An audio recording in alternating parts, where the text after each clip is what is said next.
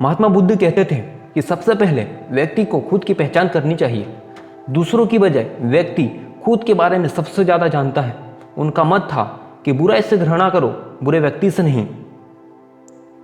एक बार की बात है, किसी गांव के पास बहती नदी के किनारे बुद्ध बैठे थे।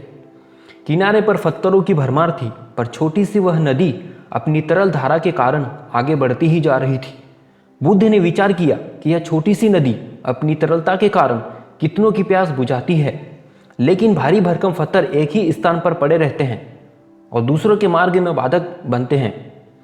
इस घटना की सीख यह है कि दूसरों के रास्ते में रोड़े अटकाने वाले खुद कभी आगे नहीं बढ़ते, परंतु जो दूसरों को सद्भाव और स्नेह देता है वह स्वयं भी आगे बढ़ जाता है। बुद्ध ऐसे ही विचारों में मगन थे कि तभी उन्होंने ग्रामीणों की एक भीड़ को अपनी ओर आते देखा।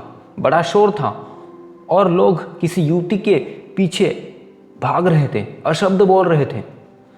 महात्मा बुद्ध ने देखा कि लोग युवती को घसीट रहे थे, उसे गाली भी दे रहे थे।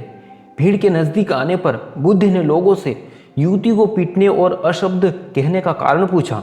लोगों ने कहा कि यह स्त्री व्यभिचारी है और हमारे समाज का नियम है कि यदि व्यभिचारी स्त्री पकड़ी जाए तो उसे पत्थरों से कुचलकर मार डालना चाहिए।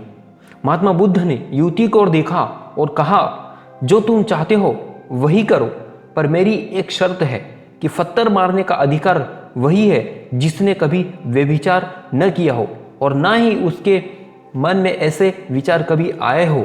इतना कहकर महात्मा बुद्ध शांत हो गए। चारों ओर मौन था।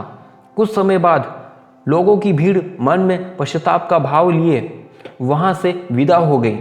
इस घटना से हमें यह सीख मिलती है कि हम खुद अपने प्रति न्याय कर सकते हैं, दूसरे के प्रति नहीं, क्योंकि हमारी जानकारी दूसरों के विषय में अधूरी होती है। हम दूसरों के बारे में जितना नहीं जानते उतना हम खुद के बारे में जानते हैं। यदि हम किसी के प्रति न्याय करना चाहते हैं तो उसे ऐसा प्यार और स्नेह मिलना चाहिए कि खुद ही अपने दोषों को स्वीकार कर ले और उसके बाद कभी उसे दोष को दोहराने की हिम्मत नहीं करे, वो खुद ही सुधर जाएगा।